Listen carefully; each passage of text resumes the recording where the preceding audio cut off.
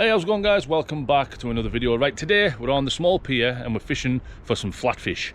It is now flatfish season. We're right at the very start of the flatfish season. Now, normally March, as soon as March comes around, weather starts to change, the temperature starts to rise, and that's what's happened today. Today it's about 14 degrees Celsius, and again, it's like yesterday and the day before, they were just creeping up into the teens, so we weren't quite in the teens in the temperature wise, so maybe a bit early, but you just never know. If you will never know unless you come down and give it a try. So I'm down here on my own. So is that something to say? I don't know. I've really come down really early. We've got really small tides today. I've come down 5 hours early just so I can get one of my favorite marks on the small pier when I'm targeting flatfish. You've seen it in previous videos. Give you a show around right now. So there you go. I'm always like to fish in between that tie off and the step. I always like to fish in there, and I like to target out into there. So now I have been told very recently that the sea bottom is completely changed now from the last time I used to fish this. When I used to fish this, I knew of a gully that used to run right along here, along this bottom of this wall. It used to be a bit, well, I don't know if there still is, but there was a big sandbank right there, and then, like I say, a gully on this side, and then a big patch of rocks right there, and then in here is like dirty sand, so it's like a mixture of all sorts. And then out here, because you all know I like to fish on that knuckle right there, on that tie off, when I'm fishing for rays out at distance. Now from that point until here, a friend of mine recently told me that all this ground has changed. So there's holes, gullies and all sorts all over the place, but we just don't know where they are.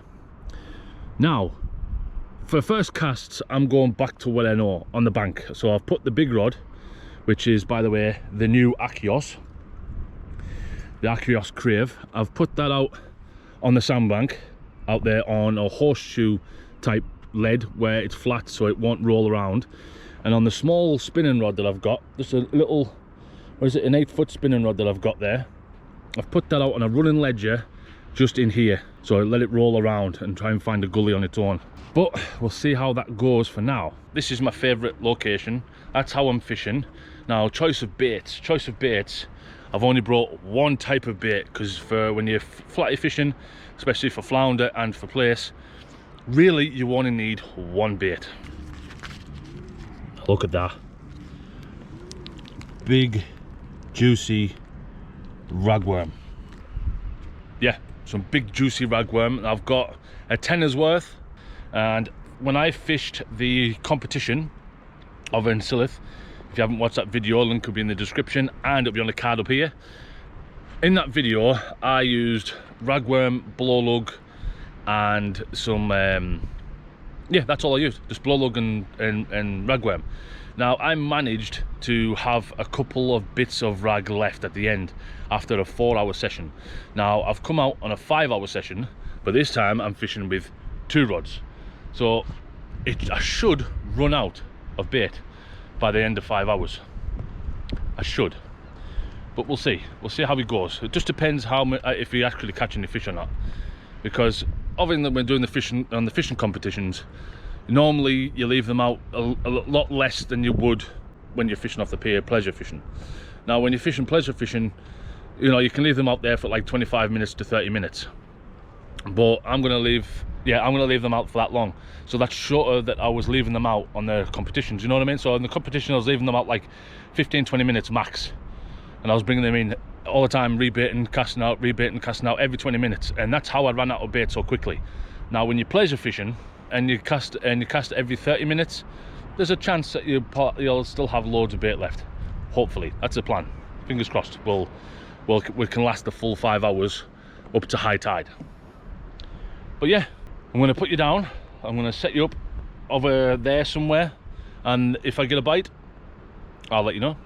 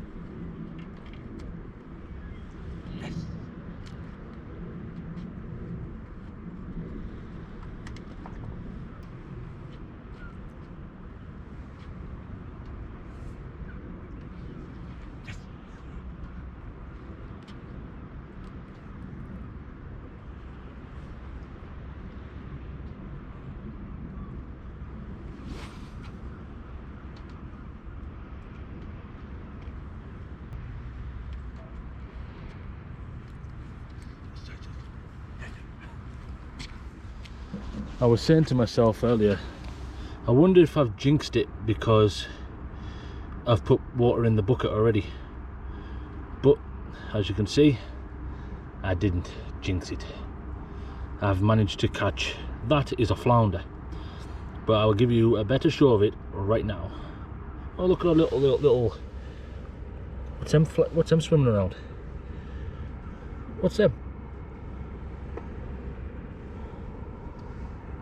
Where have they come from? They weren't in the water before, so they must have came in on that fish. Right, so, right, let me put you back a bit, because I might need to have a little bit more room. There, that'll do you. At least I can keep an eye on the rod. And yeah, this fish is healthy, because I'm glad I brought a bucket now, because it just makes it a lot easier. I'm gonna see how, oh, it's actually, I don't need, because what I, oh yeah, little shite, soaked me.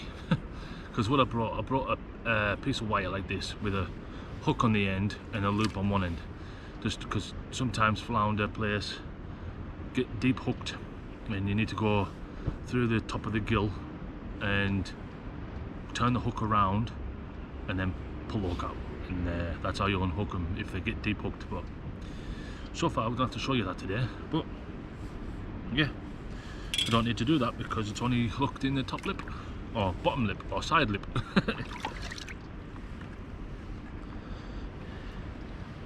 Right, let's get this ragworm out of the way. Yeah, it's hooked. Oh, it's actually, it was just about to spit the hook right there. Look, look, it's literally just come out. I was lucky. But yeah, got a little flounder. Right, let me see how big it is. Well, how long it is.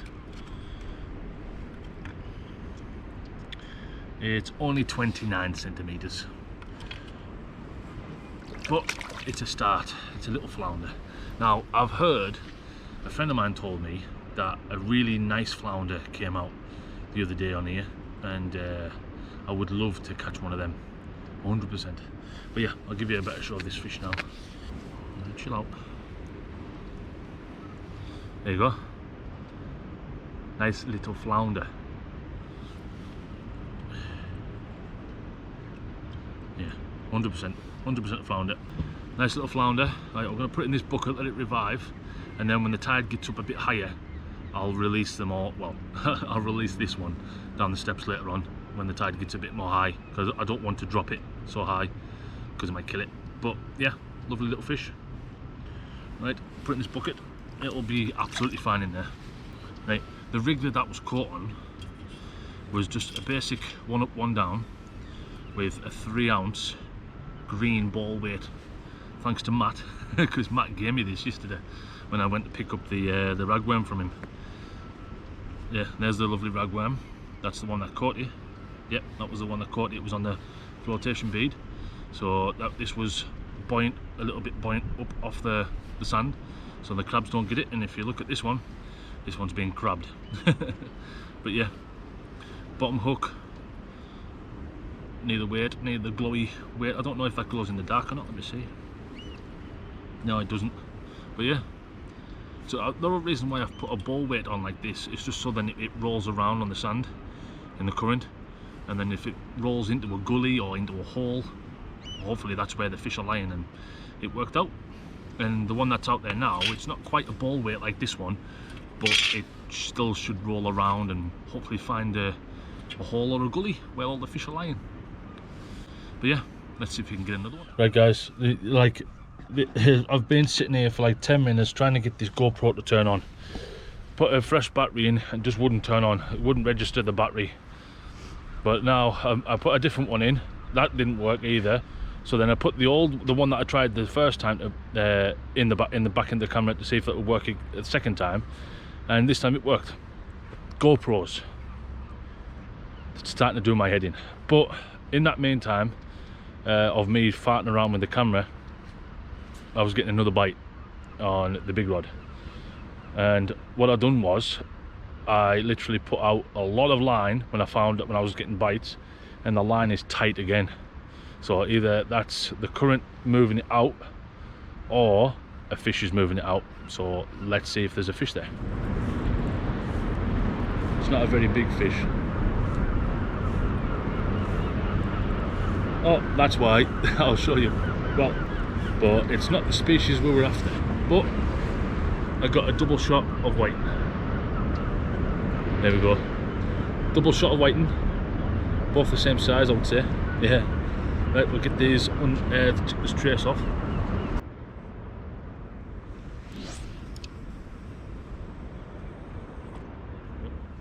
So yeah, double shot of whiting. There's the first one. Not too badly hooked.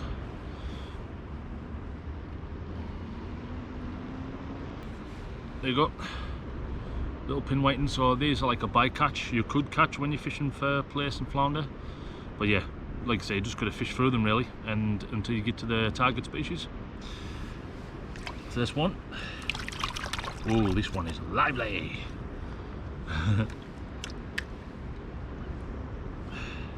This one's actually hooked in the chin. There you are, look. It's not even in the mouth. We're in the bucket. Like I say, it's probably about the same size. Right, now I'm just going to sit back and wait. But in the meantime, we'll untangle all this mess and get it rebaited up. But yeah, there's the lead on that one. So as you can see, that will probably roll around if you wanted to. But yeah, 3 ounce lead. There you go. There's the 2 whiting I've just had. There's one with a bit of bruise on its head. Yeah, they seem pretty lively. I think these would go back, no problem. Shall we test it?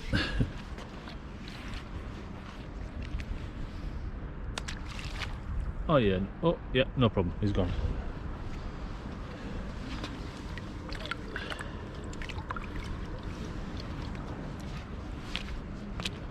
Yo. There's a bit.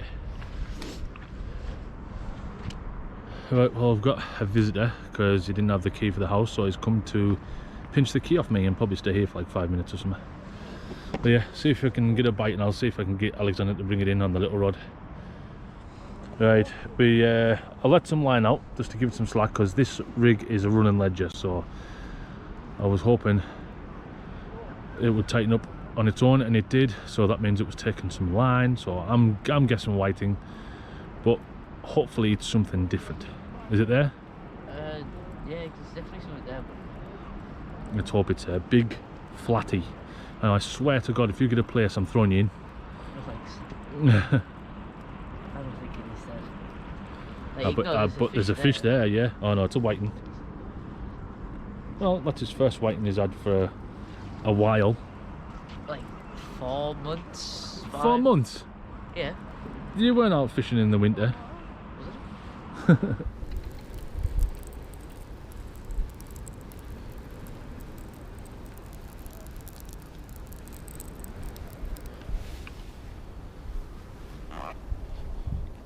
Oh, wait until you see what this fish has done. Right, I've caught another flounder, as you've just seen there, and let's just say it was a greedy little flounder. I'll show you what I mean. Right, so I've just got my measurer because I'm going to measure it, and there's no point in really measuring it, but just for reference for myself. But yeah, this flounder is a greedy little flounder, because it has decided to eat both baits on the rig. So I'm using a 1 up 1 down look, and it's eaten both of them. Now I can't remember if I've ever had that before, but I'm sure I have. Right, we're back. I've had to change the battery. When I started the recording, I think my camera's on the way out, because when I started the recording it said I had 45% battery left, and I was recording what, 30 seconds, and it went dead. So God knows. But as we were saying, greedy flounder. I was hoping while it was in the bucket it would throw one of them out, but it hasn't. It's literally swallowed 2 hooks. Right, let me see if I can do some surgery and get both hooks out. It's going to be hard, but I'll try.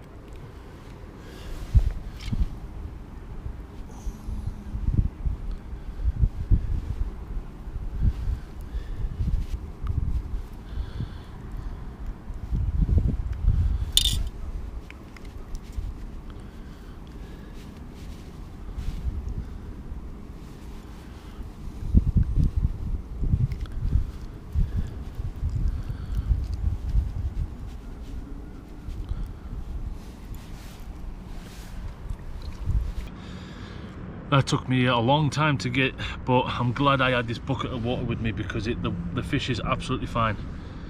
Got both hooks, thank God. Yeah, that was tricky, especially with 2 hooks in a little tiny fish's mouth like that. I was very lucky to get them hooks out.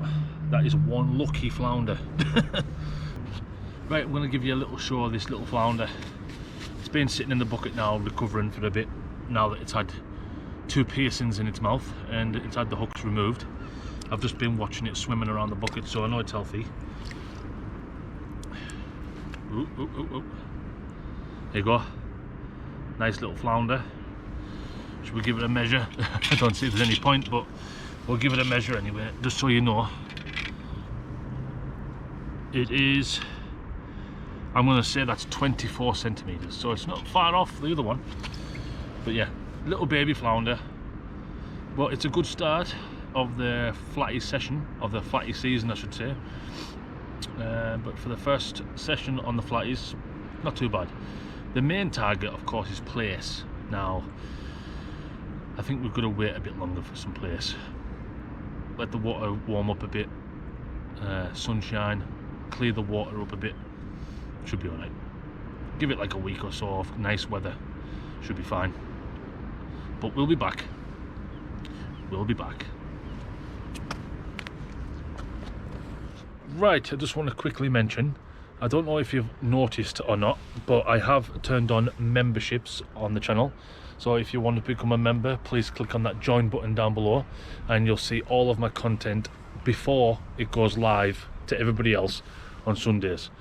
So you'll probably see it Friday or Saturday before anybody else. And also you get all the cool emotes that I've created myself and emojis that I've created myself. And yeah, oh, and there's the conch shell noise. That tells me it's about 5 o'clock, so that tells me it's high tide. So, final cast. Let's hope we can get a fish. Right, that's the last cast, just gone out now. I've put all of my remaining bait on the hooks and I've hoid it out as far as I can. So let's see if we can get a last cast fish. But I'm gonna say goodbye now, just in case, because my battery's about to die on this camera now. So yeah, if I don't get anything, thank you very much for watching. I hope you enjoyed today's video. Yeah, smash that like button, subscribe if you haven't, and I'll see you next time on Earl's Fishing Adventures. See you later.